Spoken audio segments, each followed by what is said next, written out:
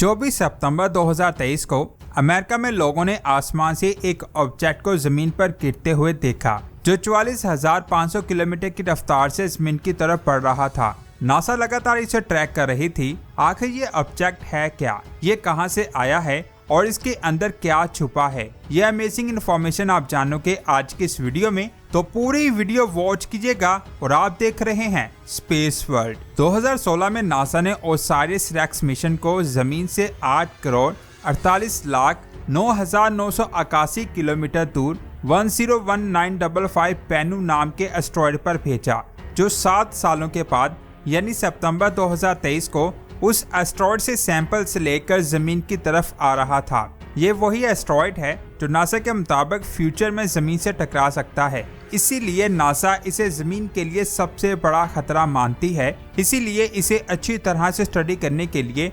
2016 में इस Osiris racks नाम के स्पेसक्राफ्ट को इस पर भेजा, जिसके 2 काम थे। पहला ये कि इस एस्टेरॉयड पर लैंड करके उसके सैंपल्स को कलेक्ट करना। दूसरा काम ये है कि उन सैंपल्स को कलेक्ट करके वापस जमीन पर लाना। लॉन्च के 2 सालों बाद यानी 3 दिसंबर 2018 को यह बेनू के ऑर्बिट में पहुंच गया। इसके ऑर्बिट में जाते ही इस स्पेसक्राफ्ट ने एक ऐसी चीज देखी जिसने साइंसदानों के होश उड़ा दिए। असल में इसने वहां एक ब्लैक होल को देखा था। जी हाँ, आपने बिल्कुल सही सुना। 11 नवंबर 2019 को जब ये स्पेसक्राफ्ट बेनू को स्टडी कर रहा था, तब इसमें लगी एक्सरे डिवाइस ने हमारे सोलर सिस्टम से 30,000 लाइट ईयर दूर मैक्स J0637-043 नाम के ब्लैक होल से निकलने वाली एक्सरे रेडिएशन को डिटेक्ट किया, जिसे आप अपनी स्क्रीन पर देख रहे हैं। इस तस्वीर में ये व्हाइट कलर की चीज वो ब्लैक होल है जिससे इसके अंदर से बहुत ज्यादा रेडिएशन निकल रही थी। इस तस्वीर को खींचने के बाद स्पेसक्राफ्ट ने दोबारा से एस्टेरॉयड को स्टडी करना शुरू कर दिया,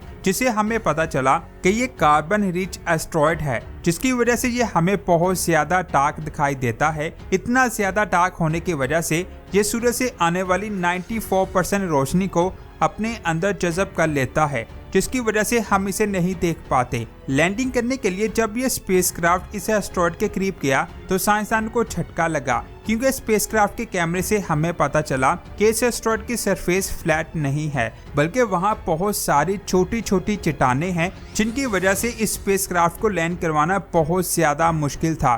क्योंकि नासा ने इस एस्टेरॉयड पर लैंड करने के साइट का साइज काफी बड़ा रखा था, लेकिन इतने बड़े साइज की फ्लैट जगह इस एस्टेरॉयड पर थी ही नहीं। नासा के साइंसदानों ने कहा कि जब हमने इस एस्टेरॉयड पर लैंड करने की जगह को फाइंड करने की कोशिश की तो हमें कोई भी सेफ लैंडिंग स्पॉट नहीं मिल सका, जिसकी वजह से हमें लगा कि शायद अब इस एस्टेरॉयड पर सेफ लैंडिंग करना या इस एस्टेरॉयड से सैंपल्स कलेक्ट करना पॉसिबल नहीं है। इस चीज को देखकर साइंसदान बहुत ज्यादा परेशान थे, लेकिन फिर कुछ साइंसदानों ने कहा कि हमें इस एस्टेरॉयड को स्टीरियोस्कोपी के जरिए देखना चाहिए। इसका फायदा ये था कि साइंसदान इस टेक्निक से एस्टेरॉयड को हर साइड से अच्छी तरह देख सकते थे। इस टेक्निक के जरिए नासा ने बेनू एस्टेरॉयड पर एक क्रेटर में 33 फीट वाइड यानी 10 मीटर चौड़ी सेफ लैंडिंग साइट को फाइंड कर लिया, जो पहले प्लान की गई साइट से 5 गुना छोटी थी। कुछ देर के बाद स्पेसक्राफ्ट लैंड करने लगा, लेकिन जब ये इस एस्टेरॉयड की सरफेस से टच हुआ तो अचानक स्पेसक्राफ्ट इसकी सरफेस के अंदर जाने लगा, जैसे ये जमीन हार्ड नहीं बल्कि बहुत ज्यादा सॉफ्ट है। साइंसदान का कहना है कि ये स्पेसक्राफ्ट 19 इंच तक इस एस्टेरॉयड के अंदर चला गया। लैंड करने के बाद बहुत ज्यादा मिट्टी उड़ने लगी, जिसके बाद स्पेसक्राफ्ट ने फौरन इन रॉक्स के सैंपल्स को कलेक्ट करना शुरू कर दिया। लैंडिंग के कुछ देर बाद ही स्पेसक्राफ्ट के थ्रस्टर्स को ऑन किया गया और ये दोबारा स्पेस में चला गया। इसकी लैंडिंग वीडियो को देखकर नासा के साइंसदान का कहना है कि ये लैंडिंग इतनी ज्यादा हार्ड थी कि स्पेसक्राफ्ट तबाह होने ही वाला था, लेकिन ये किसी तरह से बच गया और सैंपल्स को लेकर फौरन स्पेस में चला गया और दोबारा से जमीन पर वापस आने लगा। 5 साल स्पेस में सफर करने के बाद 24 सितंबर 2024 को ये वापस जमीन पर पहुंचा। जब ये स्पेसक्राफ्ट जमीन से 1,01,000 किलोमीटर दूर था, तब स्पेसक्राफ्ट ने सैंपल कैप्सूल को जमीन पर भेजा, जिसके बाद ये कैप्सूल 44,500 किलोमीटर की रफ्तार से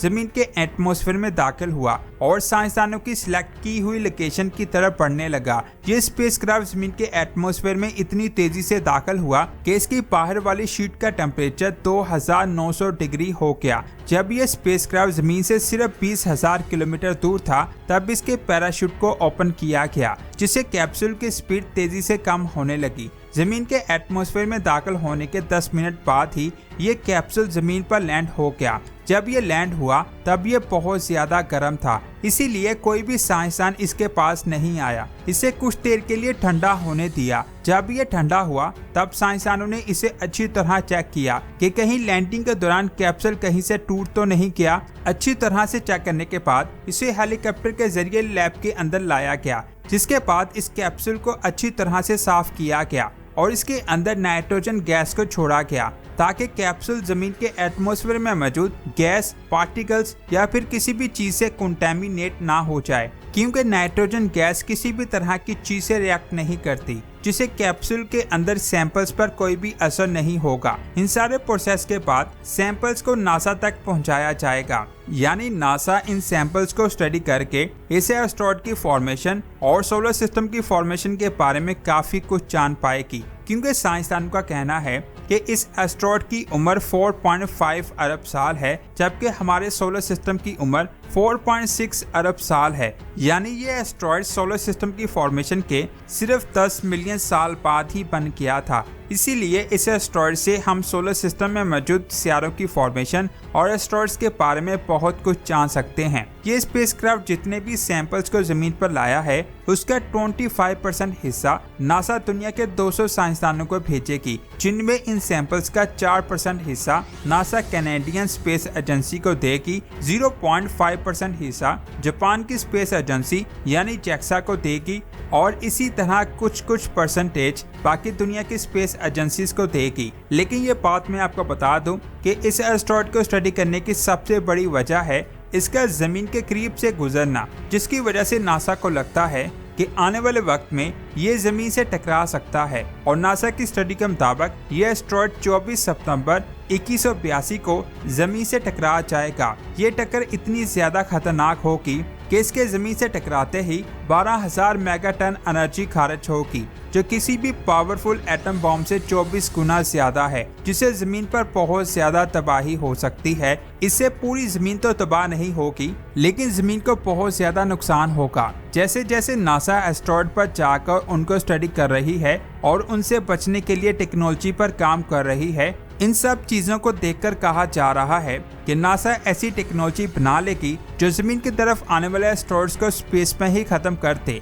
आपका इसके बारे में क्या ख्याल है, नीचे कमेंट्स करके जरूर बताएं। अगर आज की ये अमेजिंग वीडियो आपको अच्छी लगी है तो सबसे पहले इसे लाइक करें, फिर शेयर करें और लास्ट में हमारे चैनल स्पेस वर्ल्ड को सब्सक्राइब करें, ताकि नेक्स्ट अमेजिंग वीडियो आपसे मिस ना हो जाए। मिलते हैं एक और अमेजिंग वीडियो में। अपना बहुत सारा ख्याल रखें। अल्लाह हाफिज।